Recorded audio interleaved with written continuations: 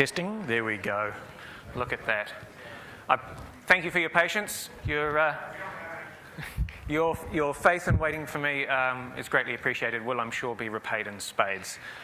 So you're at the session nominally called Culture and Copyright, which came about because there were some proposals submitted around the general GLAM sector, that is the galleries, libraries, art galleries, museums, the institutions that hold our cultural heritage and present it to the public. And one aspect that they all have in common is that the things that they do to make available the material in their collections, those actions that they take are constrained by copyright law, and I thought that was an interesting thread to bring together. We had a copyright discussion yesterday, and we don't necessarily have to reprise that.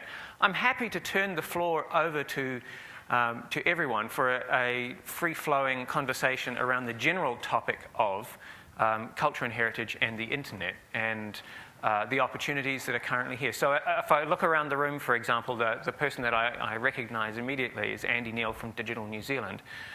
One of the things that Digital New Zealand has done is to provide a single search interface to aggregate, in essence, many collections from institutions around the country that perhaps haven't been able to pool their resources by themselves, but Digital New Zealand has provided that foundational software and support. And consequently, you end up with a view of New Zealand, a New Zealand national collection, rather than the institutional specific collections that each you would have experienced before. And recently added sets functionality, the ability to gather together a collection of images or objects from a bunch of different institutions and collect them into a set and share. And the results have been fun as you see collections of people who are leaning on a bench with one arm and on their elbow and one hand holding up their face. A surprisingly common portrait motif throughout the ages, apparently, which I had not known until I saw one of those sets. But there are sets about places, about times, about people, about characteristic things from our past that we might not have known. So there's some wonderful things happening out of Digital New Zealand bringing those together. And again, that's facilitated by the internet. That the basic nature of the institutions is that in the past, they were all defined by their collections. So if you think about yourself as a library or a museum or an art gallery, the objects that you hold are the things that define you.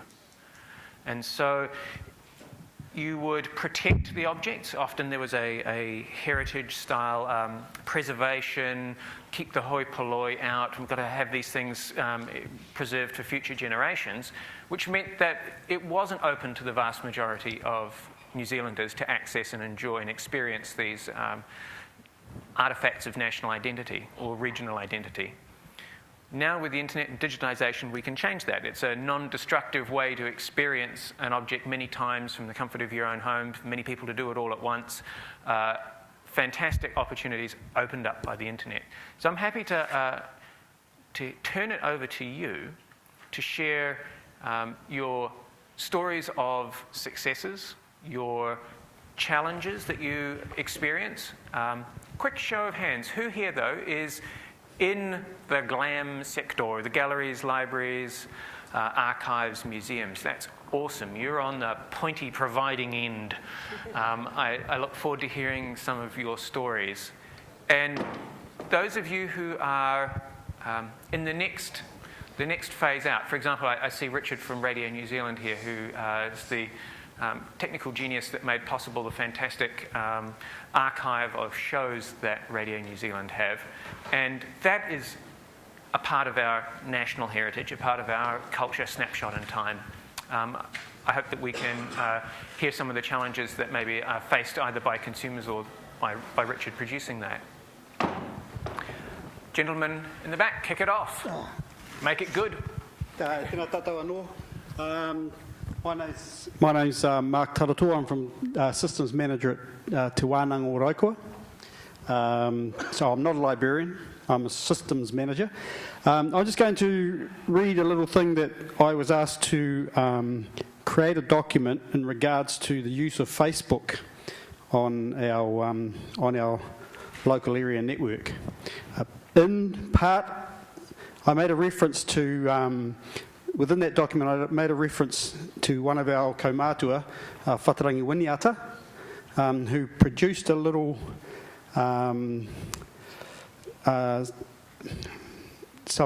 a written document for the 2002 Library and Information Association of New Zealand conference. He presented a paper called Repositories of Ropu Tukuiho, a contribution to the survival of Maori as a people, and this was describing a 5-way test for these repositories and the ability to, 1, receive information with the utmost accuracy, store information with integrity beyond doubt, retrieve information without amendment, apply appropriate judgment in the use of the information, and 5, pass on the information appropriately.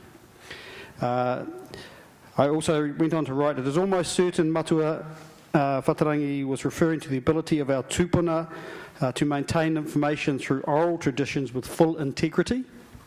While these powers have dwindled to a degree amongst Māori in this day and age, we do maintain a large amount of information within our digital repositories at Te Wānanga. Whatever risks threaten these repositories need to be mitigated by us. So that was in... Now, I would defer to all the librarians and archivists, etc. here, because I'm sure that you would have those abilities ingrained in you naturally by the mahi that you do. But this was in regards to trying to help our users understand our responsibilities towards information. So that's just a reference that I like to use when I'm thinking, okay, if I'm going to use this information, am I following these guidelines? These guidelines align directly with our guiding kaupapa, our kaupapa here, which is our guiding principles. From these guiding principles come our values.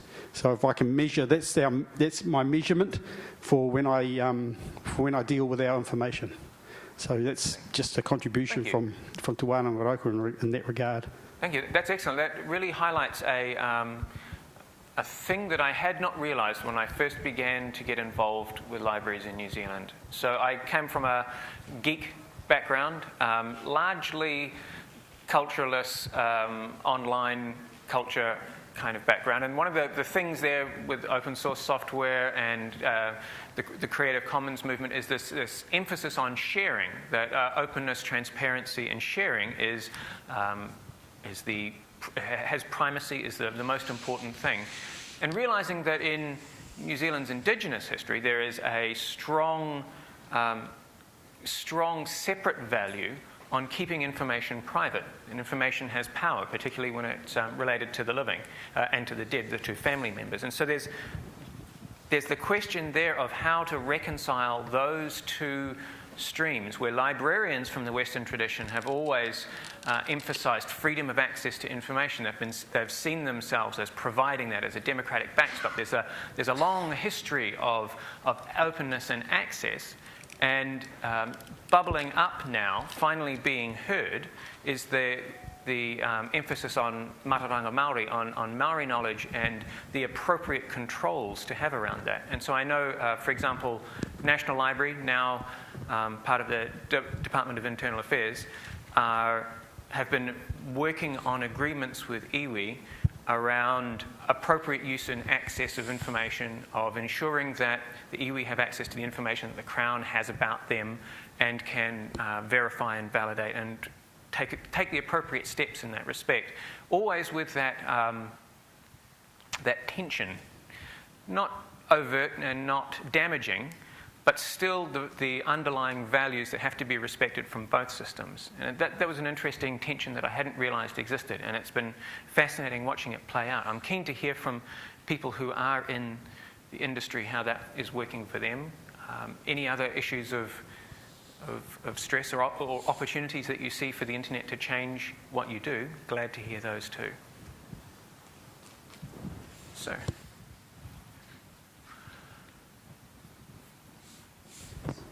Hi, I'm Sam Russell, and Nat pointed me in the direction of a very minor looking but quite important part of the Copyright Act a few months ago. that says that librarians alone and archivists actually have the right to violate copyright, to break DRM in any shape or form for the purposes of conserving information and keeping it archived for future generations. So there's been a lot of complaints about copyright. I think that's one thing our Copyright Act has done incredibly well, so I'm proud of that. Thanks, Sam. On behalf of the Copyright Act, I'll accept your thanks. It's interesting that, so my original framing for the session was that libraries and museums and galleries and the like exist in this another space of tension between, so for example, the National Library is a legal deposit library for New Zealand, meaning 2 copies of every work get given to the National Library, are required to be given to the National Library of any work published in New Zealand, digitally or physically. 1 copy to be preserved for all time in the Alexander Turnbull Library, and the other to be available for access and research access through the National Library. And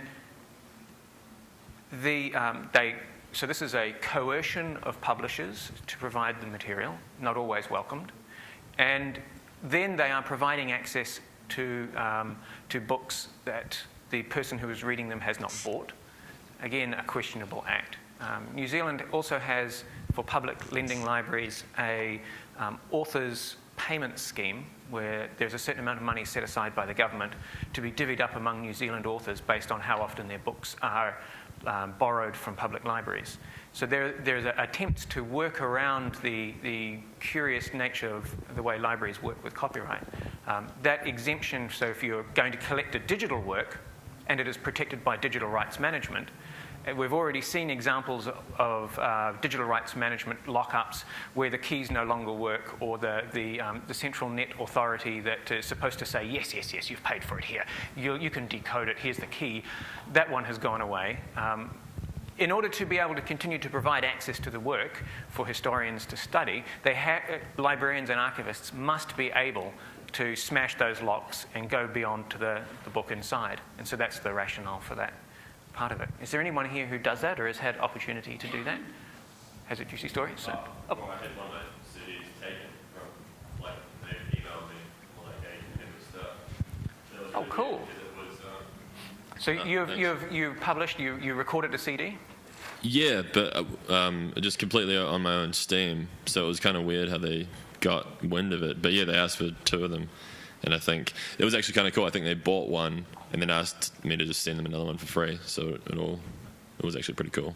I got a sale. Yes. Awesome. Yes, yeah. Your music is now preserved for future generations.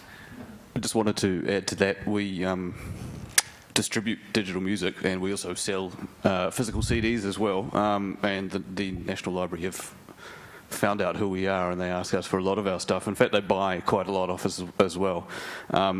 I wanted to ask if there was anybody that knew, anybody from the National Library here that actually knows what the strategy is for doing the digital stuff, because so far we haven't really worked out what we're going to do in terms of giving them our digital materials. So if anyone knows, I'd be really happy to hear that. Taking our digital content and preserving it, we don't know. So Andy would be a good person to answer that question. My question is almost the same, because you mentioned legal deposit before.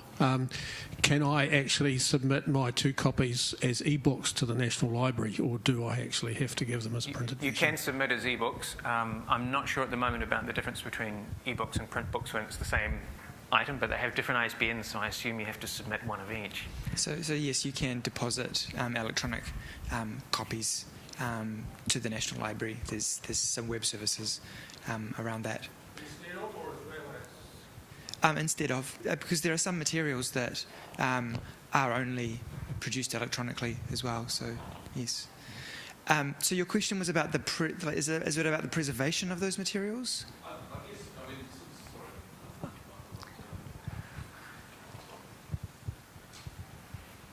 Thank you. I guess it's 2-part. One is because this is about, we've struggled to define what copying is over the last couple of days. When you're delivering a copy of something to the National Library, if it's physical, that's really easy. But where is the line with publishing? You put out, the guy in the front row here puts out his own music. you define yourself as publishing that music, when you upload it to YouTube, perhaps. Where is the line with that? Where do our kind of home producers become publishers, or are we the publisher? It's a kind of grey area at the moment for me. Sure. So there's I'll try and make this quick. I think there are a couple of different takes on that. One is there is the legal deposit. So if you are publishing something, and there are formal definitions of that, in terms of ISBN, you will have published works. So that is clearly within the remit. And then there's the other side where you've got institutions, again, not just libraries, but museums and what have you. We have curators, and that's their job. Their job is to look out there and decide which are the things that we should, as institutions, collect. So some of this kind of fits into that space as well, where you've kind of got that informal publishing activities happening, but it's basically curators deciding, based on the limited resources that the institutions have, what are the things that are worth, or what are the things that we're able to collect for and save for perpetuity, for research and so forth. So the interesting consequence, the next question that comes about, right, is so we've got this National Digital Heritage Archive where digital objects are being stored. They've got the technology sorted out to make sure that it's replicated, it's preserved. One of the items from the Wananga there about making sure that when we have an object and we've verified it's the right, its bits are correct, that it's preserved with integrity. So we've got that technology. That's going to happen. An earthquake isn't going to take this out. Then what? You've got these slowly filling hard drives. You've got a collection of material. Bloody useless unless someone accesses it. And that's the point at which libraries who have a natural desire to see people make use of their collections are struggling to find the right balance with the copyright law to offer the patrons access to this for research, not necessarily to fill their iPods, but to study New Zealand music. If we can only study conveniently, online, easily, New Zealand music that was produced by people who have been dead for 70 years, then we're severely limited in the amount of online digital music that we're able to access. There's another category of works called Orphan Works, where there was a creator. We don't know where they are now. We don't know if they're dead. We don't know if they've been dead for the amount of time necessary for us to put their work online. But if we do put their work online, oh my God, the penalties that we're opened up to under the Copyright Act are quite severe and surprising.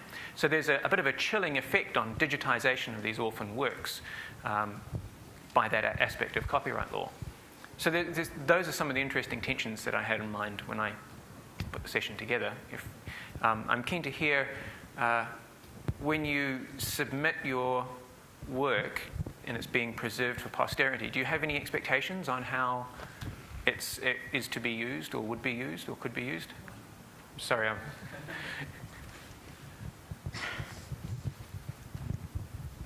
Two perspectives, I suppose. From me as a musician, I would prefer that it was absolutely open to anyone who had access to the library. But that's a personal view, and I know that there's a lot of musicians who don't have that view. They tend to be a lot richer than I am. As somebody running a kind of pseudo or a, virtual record label, we have to take into account what our members think. But it's essentially the same sort of thing. We're kind of an organisation that's all about archival of Dunedin music in particular, and we truly believe that should be open to people to research and to use. So, fantastic. I'm looking for comments, contributions, thoughts, ideas, challenges. Colin, right here. The recovering policy wonk in me says a way around the orphan problem is to require copyright to be registered in a database, such as patents are. Now, I know that has been tried in some nations, and I don't understand the issues around or the history around it. But if you did do that, if you made the copyright so that you don't, in order to assert copyright, you have to make an entry in a central database somewhere. That then places the owner on you, the purported owner of this copyright, to maintain your contact information. And if you don't, then you can hardly blame people for saying, oh, well, it's an orphan. But I don't know what the other issues around that are. Whether people... Up until recently, it used to be that you had to register to extend your copyright from an initial short period. So you'd have to apply for it. Nat, there was a direct issue with that. I'm sorry, there we go, yes. Yeah, I have a different question, but in particular pertinence to that, there tended to be an issue of... Please don't ask questions there of me, tended to be an issue of claim jumping, that people would have a work and they were like almost finished and they were on their way to the Copyright Registration Office and someone would steal it and take it. And it would be very expensive for them to prove in court that it had been stolen, and they could completely lose all rights to their works. I'll leave another question, but I'll come back to it. I've got a bit of a thing about ebooks because I've discovered them fairly recently, and I'm tearing into a whole lot of backlog of reading books I've missed out over the years. I think it's pretty obvious to most people that ebooks are going to gradually or very quickly start taking over from printed books. So where a library currently might buy a copy of a printed book and put it on its shelves, and people can go to that library and search the books with their eyes to find what they're looking for. Even if it's legal deposit or something else, if I've put a couple of copies of my book in the Turnbull Library, National Library, shouldn't the full text of those books I've put in there be searchable through the library database rather than just a bibliographic record, which is what they're now? And then if that's possible, and I suggest it should, because then people will find my book, whereas they might not have found it the other way, where does that... I'm not really sure what that does with the copyright, because people have got the text of my book online. I think Andy would be a great person. Could you pass the mic across to Andy there? That'd be brilliant.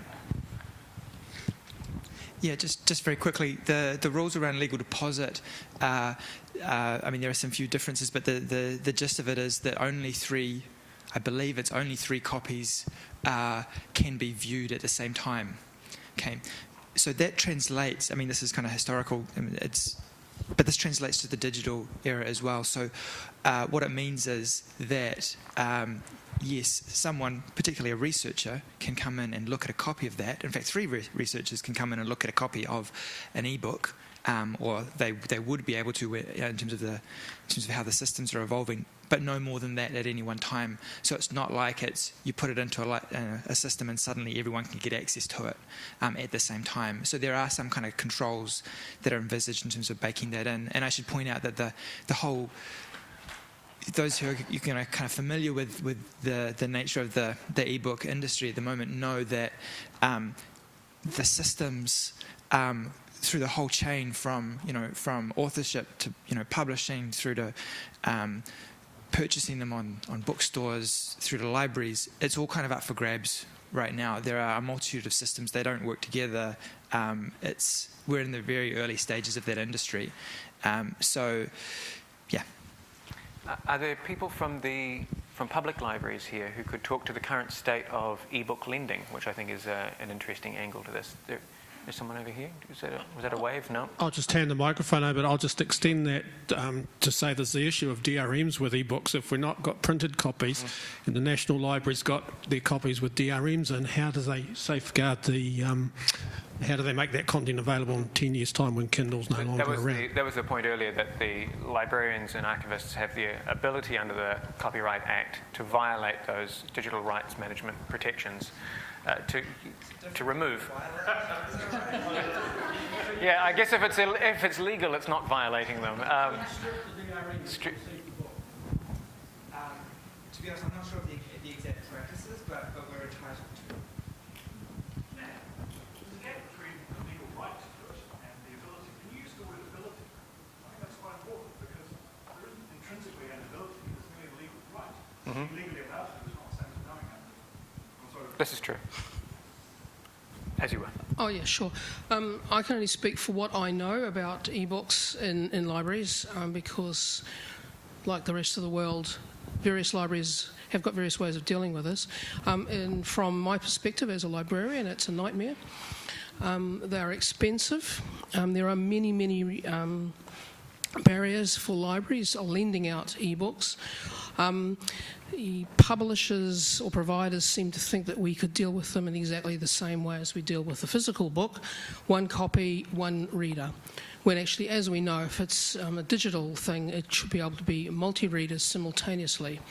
So there's already a tension in what I regard as good access to digital material, but we're forced into an old model based on physical lending. That's one thing that's very frustrating.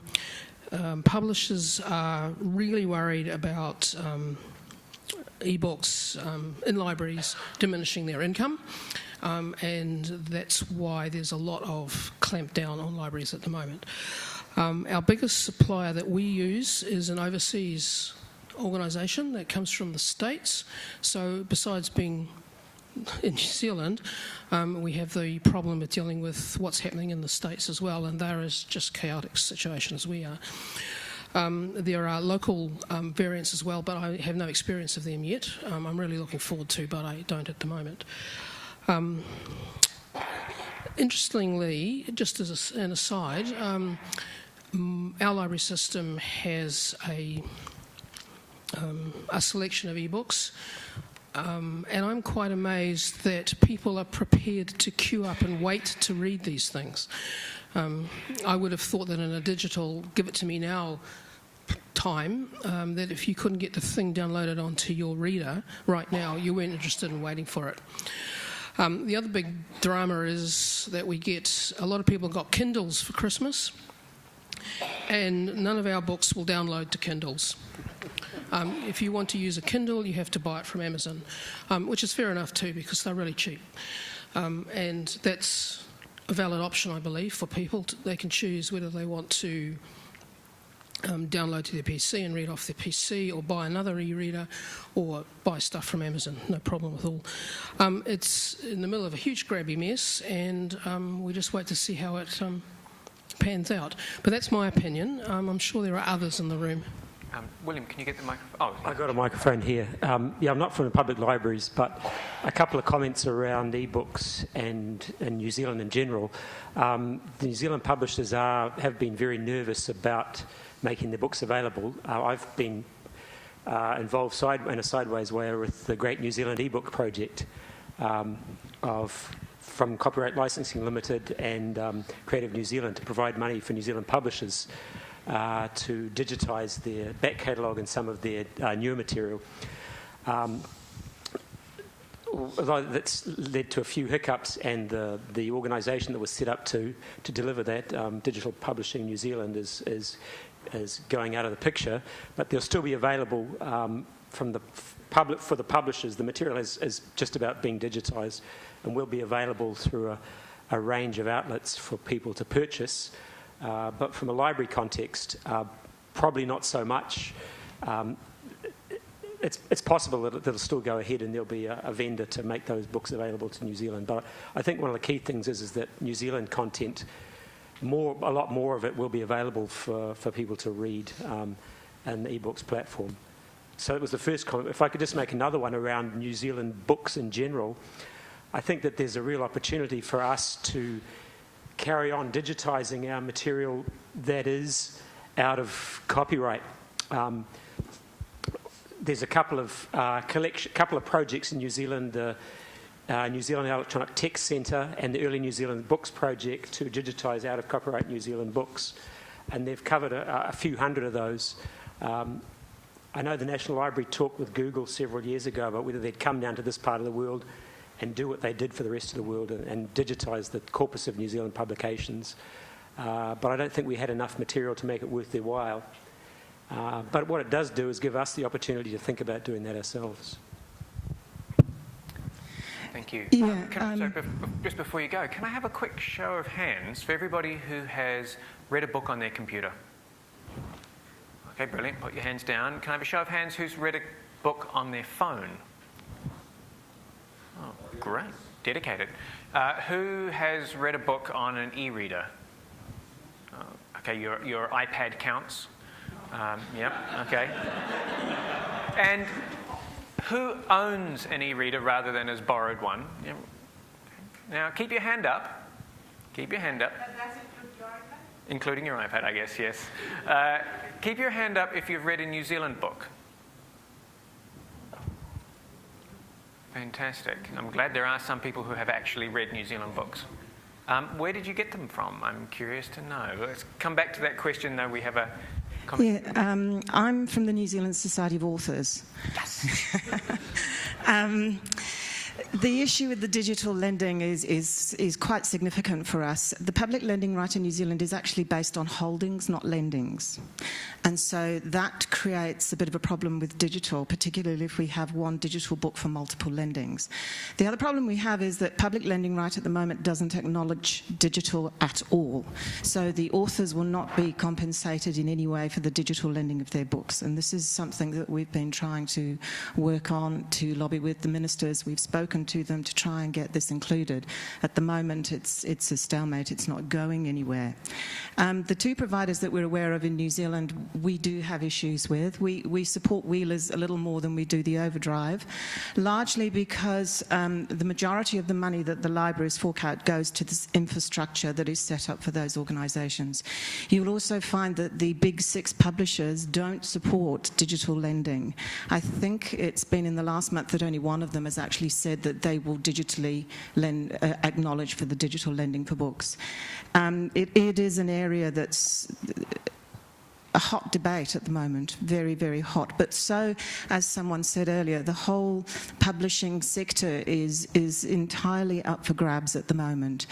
The authors, all they want really is they want their work read, but they would also like to be rewarded and compensated and paid for their work just like everyone else. And that's the challenge that we're faced with. Thank you. I'm sorry, those people have got e-readers, and I noticed just before about the question about New Zealand books, and not many people had hands up. Is that is that because it's hard to find New Zealand content that you'd want? Can people put their hands up, please? Just give an indication of. So you're asking for people with hands who. Well, people who've got e-readers, or even if they don't have e-readers, who just want to read books digitally online or digitally, and specifically New Zealand content, and actually find it hard to find what they want, or older books, or. Oh, yeah. Just put show of hands. So just things that ties into everything about copyright and stuff like that. I work for the Foundation of the Blind. We have thousands of New Zealand titles, probably the biggest collection in the country. We've got about over 1,000 digital at the moment. We've got probably about 4,000 or 5,000 that we're still going through, and over time we're converting from analogue to digital, but we can't share them. We can only share them with our members because of copyright. So it's just sort of interesting to see that the collection is there. It's already out there. It's just restricted. I'd just like to say that that's because the writers donate those books. They receive no payment for the rights of those books at all. Sorry, thank you. The authors receive no payment whatsoever for the donation of the books and the rights to the Royal New Zealand Foundation for the Blind. And that's why it's restricted, because they receive no payment for that whatsoever. So we have to restrict it to who can have access to that. Otherwise, that's underwriting their income and their sales.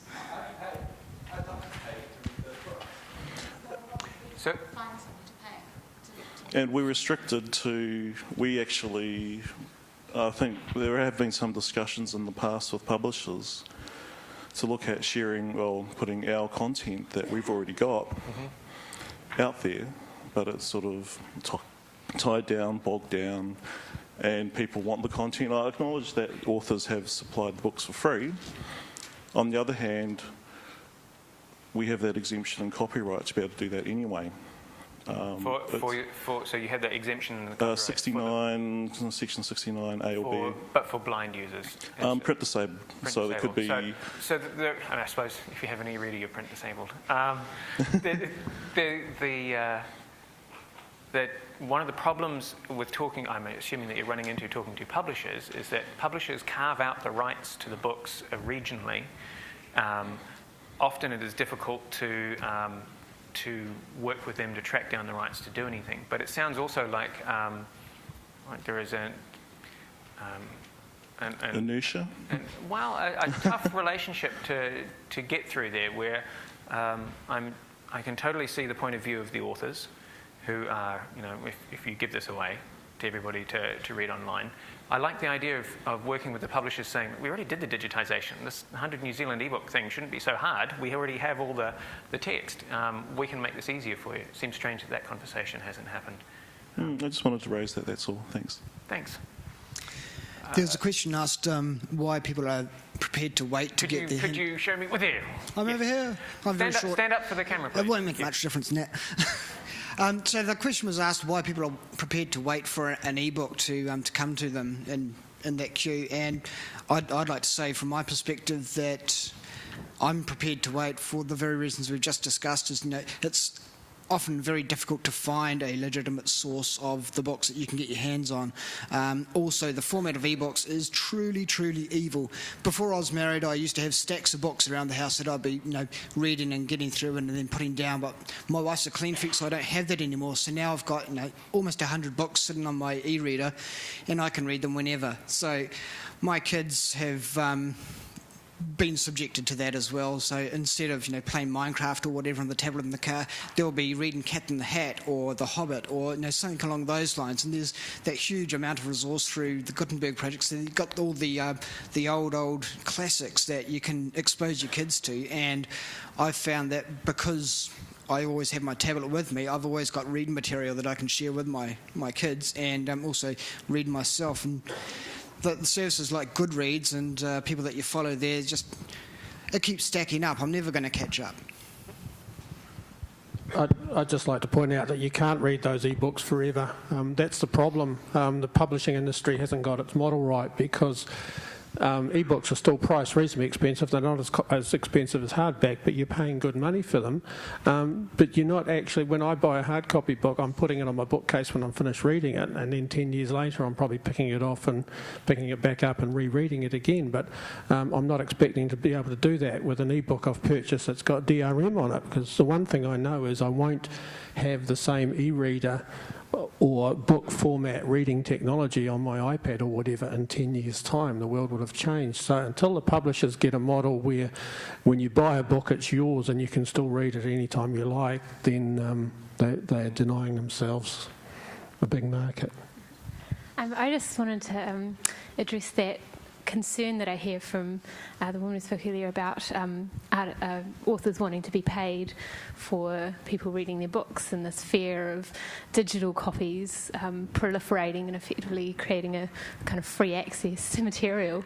And I just wanted to point out the models that have emerged in the music and film industries of Netflix and iTunes, where consumers actually opt to go to these legal very easy to use online services to pay for content because it's easier, they know it will be good quality, and I just can't see how there could be a difference between that and books. And if the digital versions are out there somewhere, why is there not a easy to use online platform in New Zealand for accessing New Zealand content where people will pay for it because it's easy to get to? And if people are queuing in libraries to access digital content, surely there could be a model there to be adopted.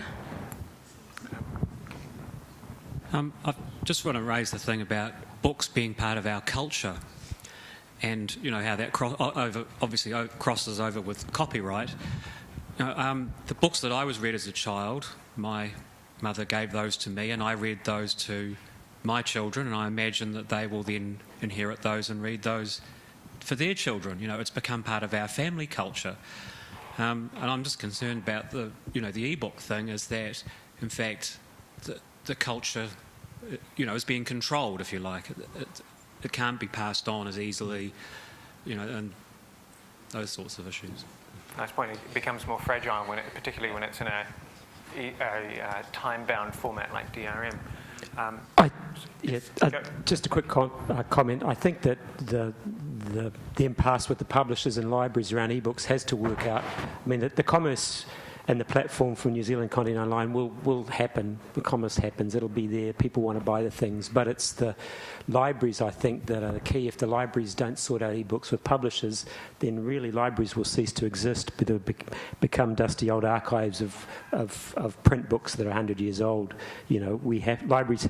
There has to be a model for sharing of free access to literature and to published content. Otherwise, there are no libraries. So the flip side of that, of course, is that publishers have to sort their shit out. Otherwise, libraries will find a way to deliver their valuable social service without your cooperation and permission, that will co-opt it the same way we mandate you to deliver 2 copies of your materials for preservation. Whether you think it's worth preserving or not, the nation does. Maybe whether or not you think it's worth providing a literary backstop to poor communities who can't afford the digital rights or even the e-readers, we'll do that anyway. So I'm not saying that I'm going to beat up on you and the world is you're wrong and I'm right. I'm saying that there's 2 sides to that story, that it's not merely the libraries who need to sort their shit out, that it is a dialogue. At the moment, what we've got is an economic argument versus a social argument, and those are rubbing together. Libraries do play, as you discovered with the National Library, paying money for works that they collect and curate. You know, there is money available to make this system happen. It's a negotiation that's happening at the moment, both technical and economic, that's not there yet. So I wouldn't place all of the onus for solving it upon libraries, is all I'm saying. Excellent. Well, I look forward to you taking ownership of that problem and solving it for us. Thank you. do write and let us know how that goes. Yes, there. Hi. I just wanted to talk a little bit about culture, not just in a sense of libraries, but also popular culture, because I think that my experience, I used to work at NZ On Screen, and I've also worked at the television archives, and just being aware of the fact that that material is, especially with some of the earlier stuff from television archives, has been paid for already by the country. It's already owned by the people who paid for it, but there's no access to that material. And that's not just on the basis of format. We're talking about format shifting here. That's something the television industry has dealt with. The technology there has meant that there's materials that you can't access anymore because the format that it's on is so fragile that it'll just disintegrate. In fact, the technologies to read that material are, few and far between now. There's 1 or 2 people who are restoring those in their sheds. So I think things like NZ On Screen are such a valuable resource, and I know that they've experienced so many issues with copyright because of the fact that copyright has somehow become vested in TVNZ. So, I think that's a massive problem, and now that we don't even have TVNZ 7, that's something that more and more people can't even access anymore, and I think that is a real issue and something that I don't even know what the answer to that is. That's a great point. Somebody should do something about it. So the long story short there would be, I guess, TVNZ has accumulated an archive of material that was paid for by New Zealanders, constructed and then broadcast, and they have a fantastic archive, but they view it as theirs. Researchers are allowed access, and it's very tricky to make that happen, and expensive. And even the New Zealand government's efforts to put our culture online find that barrier difficult to break through. There is a giant risk I'd like to warn you about, that when TVNZ is privatised, because don't think it's not going to happen, surely that is on the cards for many people, it has this unique and irreplaceable collection of the country's heritage, which will have the risk of vanishing into private hands. So flag that whenever you see that subject coming up. Who's got the mic next? Well, I'm sure that ebooks are all very well, and that some people know exactly what they want to read and have searched all the summaries up on the internet, but I personally like going to a library and looking along the shelves of books, and I can see there's a title that will catch my eye, and I can flick through it and see whether it looks like something that I like. But I don't think that on an e-reader or, internet, I don't know what exactly you can do with those, but I doubt it would be at all so easy to see the number of books and what their content is as just in a library with the old printed version. And that's an excellent point. They deliver very different experiences, don't they? Yeah. Has anybody who is an e-reader aficionado and has a huge pile of books, virtual pile of books, care to comment about that? Maybe Rob, whom we haven't heard from yet? Wait for the microphone, please, sir.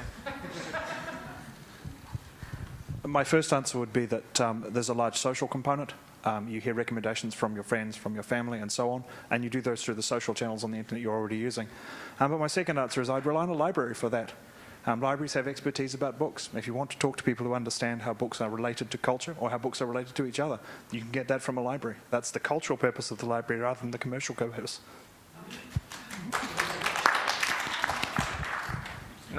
This message not paid for by libraries.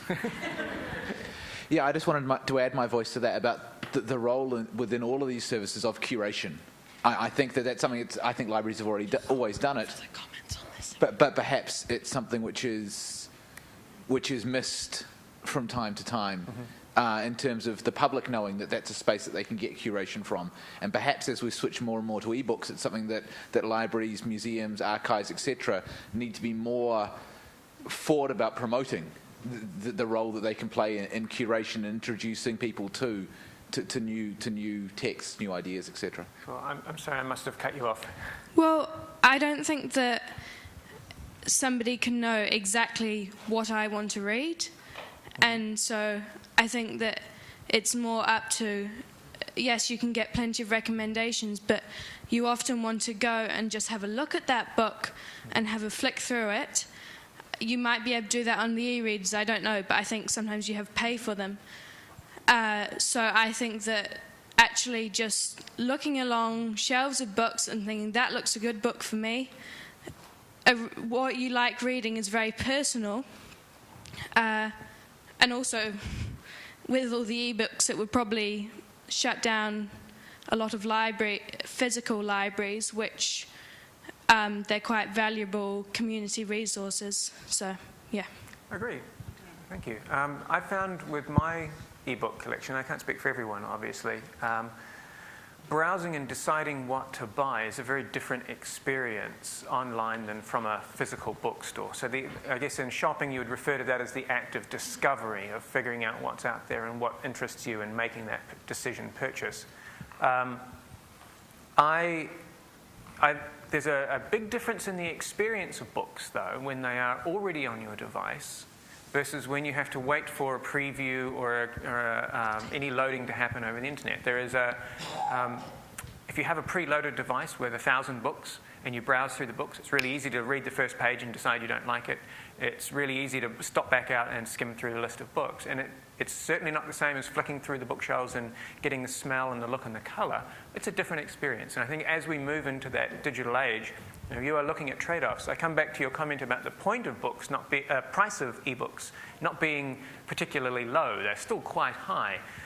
They are lower, and I see that there is a trade-off reflected in that price between what you can do with the book, how long it will last being DRM'd, whether you have the sniffability or the easy browse experience, the annotatability or the copy and pasteability, and the price, that you might pay less for a shittier experience. But it's a different experience and you chose to pay less for it and you were able to read it on your gizmo.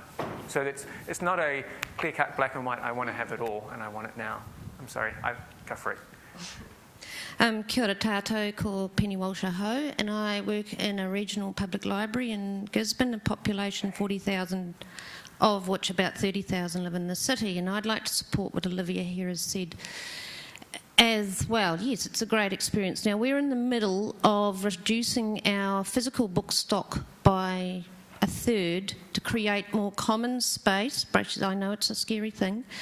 To create more common space for people to do the things they want to do with their e-devices, which is including downloading e-books and browsing through those. Now, ironically, since we started doing this, and maybe someone can explain this to me why, our physical book issues, remember we're a small town, went up 10,000 in 1 month. They went up by a quarter in a month, as well as in the consortia with the ebook consortia we're part of, we went from 0 to being the third usage out of 7. I think partially it's to do with the fact that we're a low socioeconomic area, but for the people that are saying the libraries are going to shrivel up and die, you're so wrong. So wrong. When I started working in the Gisborne Public Library, I barely saw 10 people a day. We are getting 5,000 people a week. Remembering it's a regional library, not the big city library. Last week we had 7,000 people come through. We had a bit of drop of rain last week and there wasn't much to do in Gisborne. And so I am supporting the browsing. We're having more teenagers than we ever had in the 20 years I've worked in libraries. Coming into libraries, I know you're not a teenager, that you're a mature young woman. And my second comment was, I think that author, organisation, Foundation for the Blind, and perhaps Wheelers need to get together and create a financial model for authors and get those contemporary New Zealand books out there so everyone else can read them online as well, because quite frankly, no one really wants to read 100-year-old New Zealand books on an e-book. They've got them, but no one's reading them. Thank you. Who has the microphone for the next comment? Somebody, presumed there are two microphones. There must be the second one out there somewhere. There, sorry. I am blind. Go for it. I had two comments. The first one was about the DRM. Libraries have had the ability to break, the legal right to break DRM, but they can't do anything with it. The way it's worded is we can break it in order to preserve it. So we can't do anything. Great, we've broken it. Now we've got an electronic copy that we can't give to anybody or show anybody because that's still breach of copyright. All we can do is break it so that in 50 years when the copyright has expired, it can then be used. So it's not really much of a loophole in the law around that one.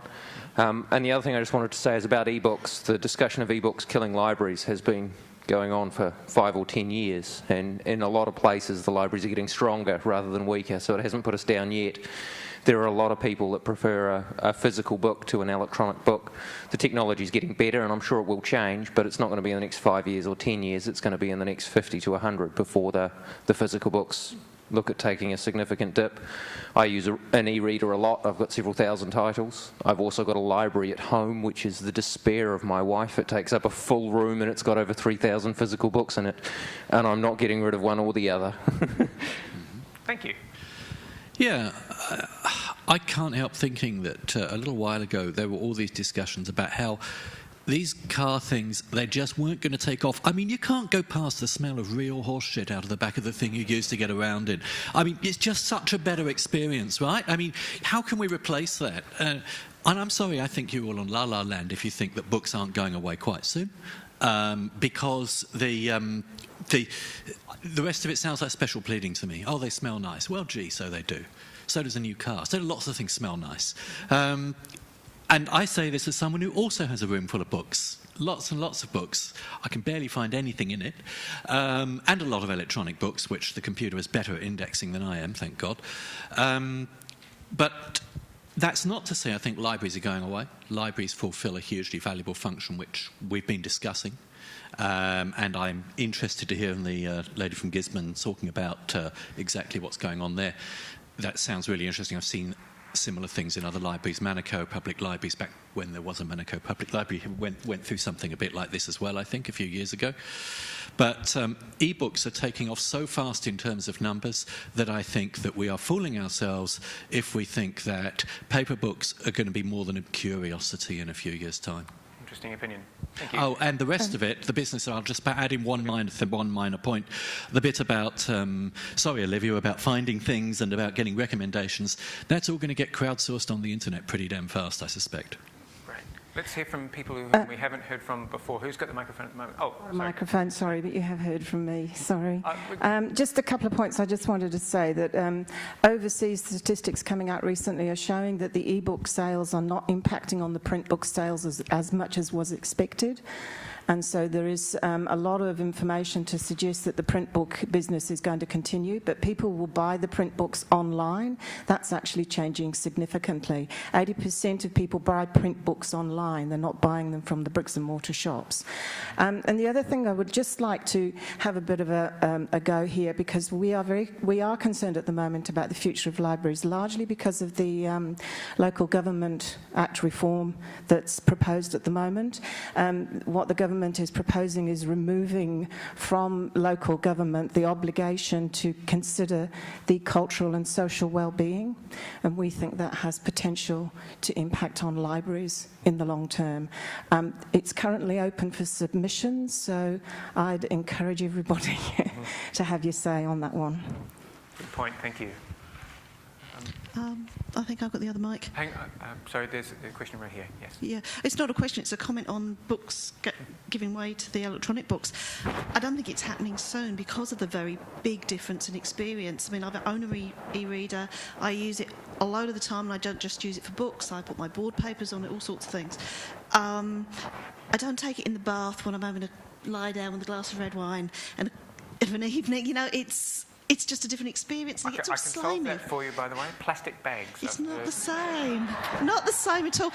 And big picture books, you know, the big pictorial spreads are very different.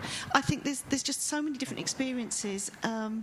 TV didn't kill radio. It turned it into something different. And I think ebooks will turn paper books into something different until we run out of trees. Fortunately, they're a renewable resource, unlike iPads. Yes, sir. My name's Andrew.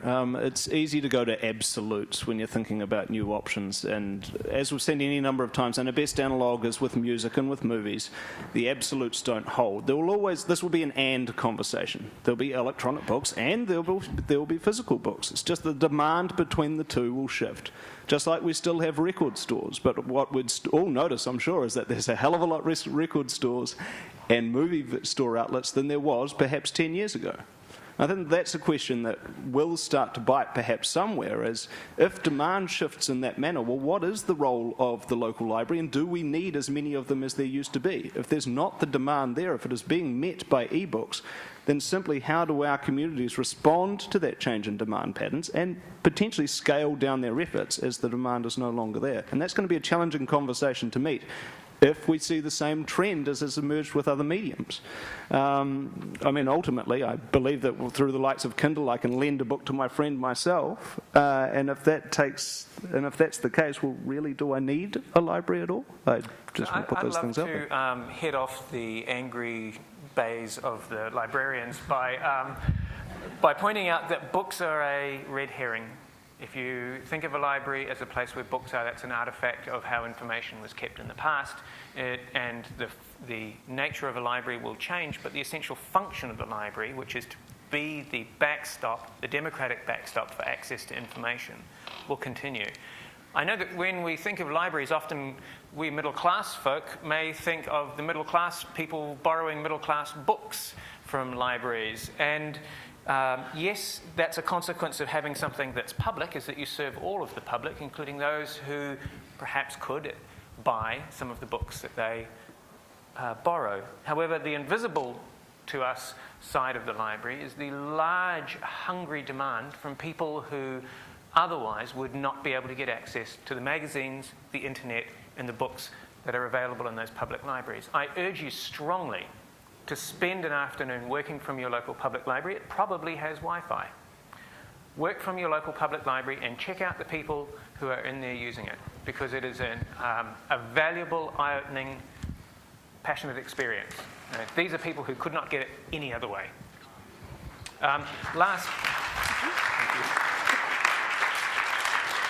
Last comment, then we have to go because we are out of time. Okay, I'd like to say that I am living the crowdsourcing of ebooks, and not only that, but my friends overseas and online, they are curious about New Zealand content because I recommended some writings on the South Pacific to them. So I think the wave of people who will be hungry for these New Zealand ebooks that were written 100 years ago, they might not be reading them for the reasons that you were expecting. They might be delving in there to find folklore or incredibly awful writing, but the wave is going to come. Thank you very much. And thank you all for your generous contributions and your time.